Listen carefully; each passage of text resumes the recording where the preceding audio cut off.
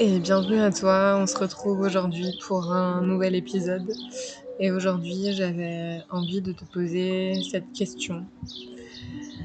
Naître femme, comment c'est pour toi?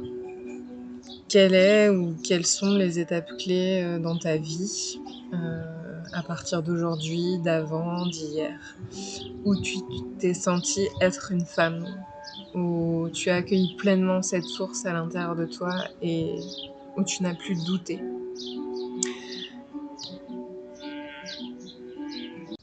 Et je te partage cela aujourd'hui parce que il y a déjà une semaine et demie, j'ai participé à l'initiation de stage naissance tambour où j'ai accompagné mon amoureux. Où on a partagé une cérémonie cacao d'ouverture ensemble et ensuite je suis rentrée comme les autres participants dans le processus de faire naître un tambour. On était dans un lieu merveilleux au cœur des Cévennes, en plein cœur de la forêt, au bord de la rivière. Et je l'ai vu souvent faire, mais quand tu rentres dans cette espèce de connexion avec le bois, avec la peau, avec les liens, cela donne quelque chose qui vibre au rythme de ton cœur. Et pour moi, le processus a été intense, éprouvant, combatif et ensuite merveilleux. Il m'a guidée au même titre que les participants qui étaient présents. On était en petit comité et c'était merveilleux parce que, au-delà de faire naître un tambour, c'était aussi une renaissance personnelle, un stage de création mais aussi de soins. Et du coup, on était au bord de la rivière et à un moment donné, sur cette première journée de fabrication du tambour, donc la symbolique du féminin, du cœur qui bat au rythme de la terre, j'étais au moment du début du tissage dans un espace de combat. Et du coup, je faisais des nœuds, ce qui me faisait recommencer le processus de tissage. Et puis j'ai eu besoin d'arrêter, j'ai eu besoin de prendre un temps, un instant, et je suis allée dans la rivière, je suis allée me baigner pour accueillir les émotions qui me chahutaient à l'intérieur. Parce que c'était intense, il y avait aussi la chaleur du soleil et du coup tout se mêlait et se mélangeait et s'entremêlait. Et là, c'est à ce moment-là qu'il s'est passé quelque chose dans le thème de ce podcast qui est naître femme. Je suis rentrée dans la rivière et donc la rivière s'écoulait jusqu'à un moment donné où où se formait une cascade. Et je me suis laissée emporter par le flot, par, euh, par l'écoulement de la rivière. Et je me suis laissée couler, clairement, bercée par cette eau divine et cette mer.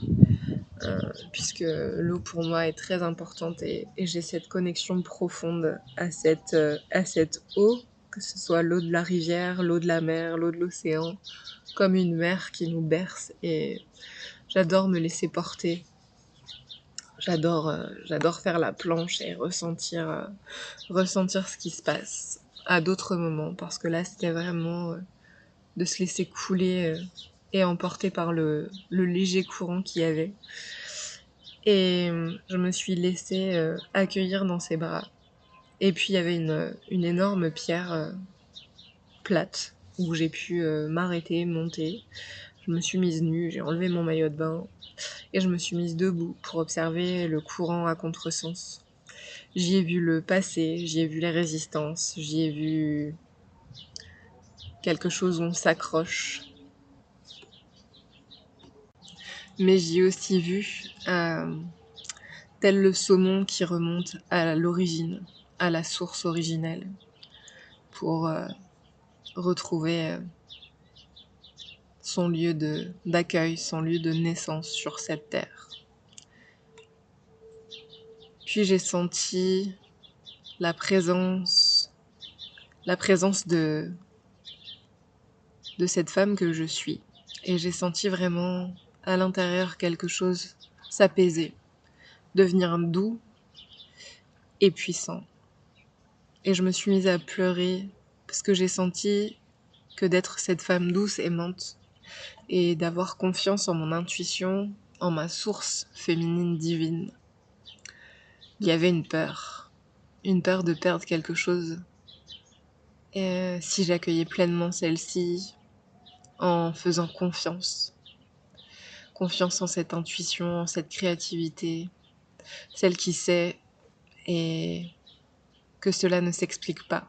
Il est parfois difficile pour moi de mettre des mots sur ce qui se passe dans les espaces de guérison, de soins individuels que je propose, parce que parfois c'est au-delà de moi et je ne sais pas comment expliquer ça. Je trouve toujours les bons mots pour partager à la personne, mais il y a quelque chose à l'intérieur qui sait et qui sent même, mais qui ne s'explique pas.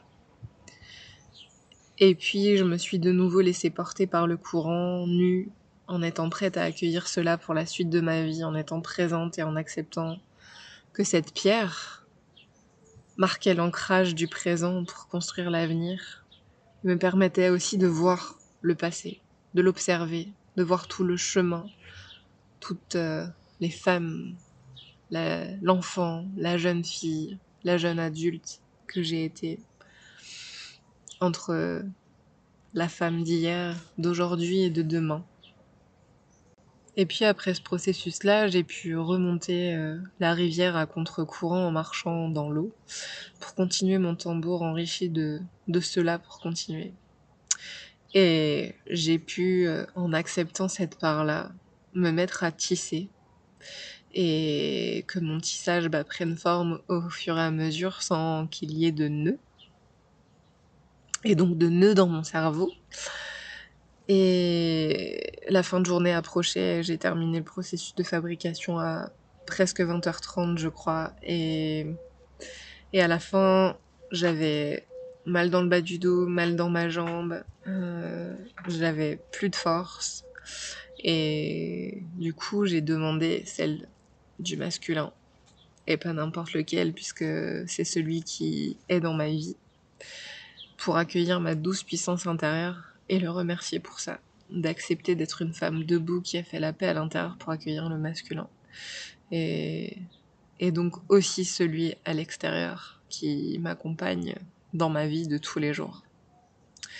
Alors je ne sais pas si tu suis tes cycles, tes symptômes, ton ovulation, que tu as différentes pratiques pour prendre soin de ta sphère féminine, de ton utérus, de ton vagin, de cette source, ce chaudron sacré, ce chaudron magique de créativité. C'est ce que je fais depuis longtemps, depuis quelques années, ce qui m'a permis de me reconnecter à mon corps et aussi à accepter d'être une femme et de faire la paix avec ce que ça représentait d'être une femme. Et je pratique les soins féminins comme le yoni spa ou les infusions de plantes que je bois, les rituels de massage de l'utérus, mais je n'avais jamais senti cela avant. Et ce qui est symbolique pour moi, c'est que cette mère à l'intérieur de moi, je lui ai laissé de l'espace, et du coup elle était prête à s'exprimer pour me faire entendre que j'étais une femme qui pouvait être aussi douce que puissante, que rien n'empêchait l'autre, que ces deux parts jouaient à l'intérieur de moi. Accepter de ne plus uniquement être une guerrière sauvage, mais accepter de faire de la place à d'autres facettes de moi. Et que toutes ces facettes pouvaient cohabiter, coexister ensemble, même si c'est des notions que j'ai énormément abordées puisque je suis la roue de mon cycle depuis longtemps et donc suivant les phases dans lesquelles on passe dans la jeune fille, dans la mère, dans l'enchanteresse et dans la sorcière, dans la femme sage. Et pourtant je me rends compte qu'en prenant ce recul-là et en ayant ressenti tout ça, il y a quelque chose qui s'était ouvert à l'intérieur de moi et aussi je pense une profonde guérison d'une blessure en lien avec être une femme, naître une femme. Ce n'est pas que de la souffrance, ce n'est pas que des emmerdements, des complications. Ça demande, c'est sûr, beaucoup de beaucoup d'adaptation à accepter toutes ces facettes-là qui peuvent jouer à l'intérieur de nous et qui ne sont pas évidentes à comprendre. En tout cas, c'est aussi accepter de prendre le temps, de ralentir, d'écouter, rentrer dans cet espace de silence pour observer, pour être et ne plus faire. Et bien sûr, dans l'éducation qu'on a eue, nos sociétés actuelles, même si aujourd'hui tout ce qui se passe nous demande fortement de ralentir, c'est encore pas évident pour chacune d'entre nous et surtout aussi de prendre conscience de tout ça et d'accepter tout ça, que ça fait partie de nos richesses intérieures. Et du coup, je pense que c'est une année personnellement où je réconcilie des parts à l'intérieur de moi que je pensais pas être inexistantes, mais ne pas pouvoir cohabiter. Et je me rends compte de plus en plus que ces parts-là, elles cohabitent, elles coexistent, elles co-créent ensemble. Et je leur laisse aussi de plus en plus d'espace d'être. Et cela change tout. Alors j'avais envie de te reposer des questions, de savoir, de pouvoir échanger avec toi, de te lire, de t'écouter, de t'entendre. Est-ce que pour toi c'est évident d'accepter toutes ces parts à l'intérieur de toi, qu'elles puissent coexister, cohabiter, co-créer ensemble? Est-ce que tu vois cette possibilité de les accueillir si c'est pas le cas, d'accueillir toutes ces facettes? Ou est-ce que c'est quelque chose que tu aimerais explorer et qui est complètement inconnu ou léger dans cette connexion? Tu sens qu'il y a un appel, mais tu ne sais pas, tu n'oses pas. Et si je te partage ici, dans ce podcast, mes expériences, c'est c'est pour déjà d'une m'autoriser à ouvrir ma voix, partager partager ce qui m'anime et apporter de la guérison sur ce que je sais, sur ce que je comprends, sur ce que je suis.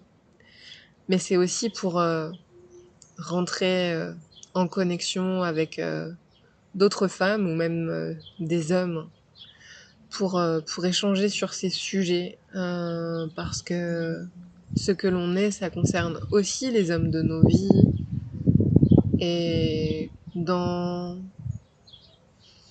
cette spiritualité où on parle énormément de féminin sacré, il y a très peu de place pour le masculin sacré justement et pourtant on a besoin de ce masculin à l'intérieur de nous pour, euh, pour se mettre en action, pour accepter de vivre une vie harmonieuse et incarnée à partir de l'espace de notre cœur.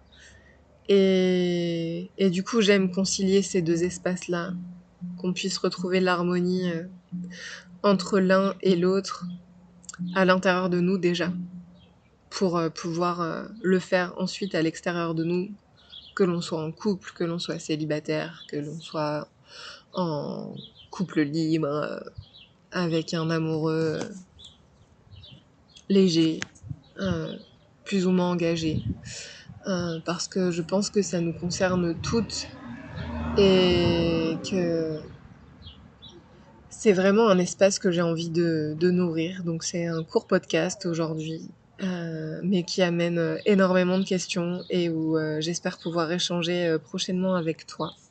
Et je reste bien sûr disponible pour des échanges, pour proposer des soins si tu as besoin et pour pouvoir t'accueillir pleinement. Je te souhaite une belle fin de journée.